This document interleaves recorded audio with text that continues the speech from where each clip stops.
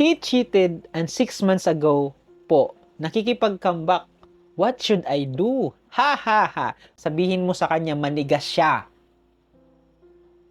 Alam mo kung bakit bumabalik siya? Na-realize niya na yung ipinalit niya sa'yo,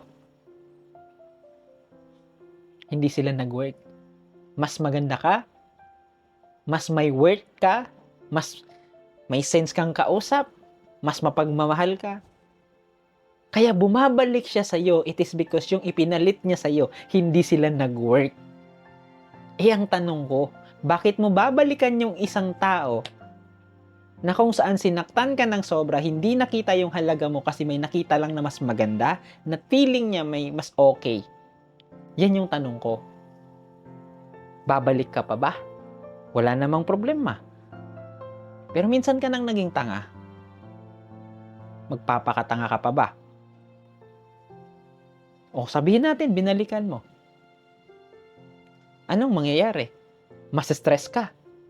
Kasi bakit? Baka gawin niya uli yung bagay na ginawa niya sa'yo 6 months ago.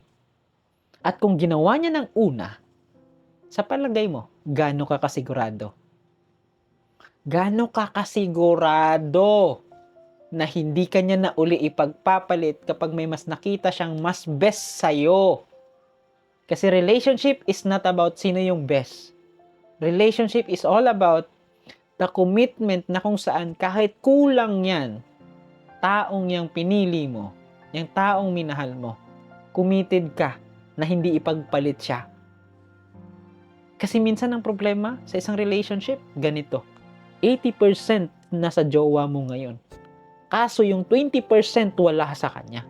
Ngayon nakita mo yung 20% sa ibang tao.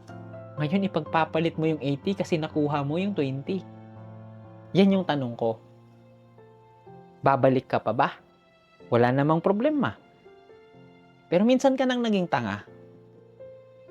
Magpapakatanga ka pa ba?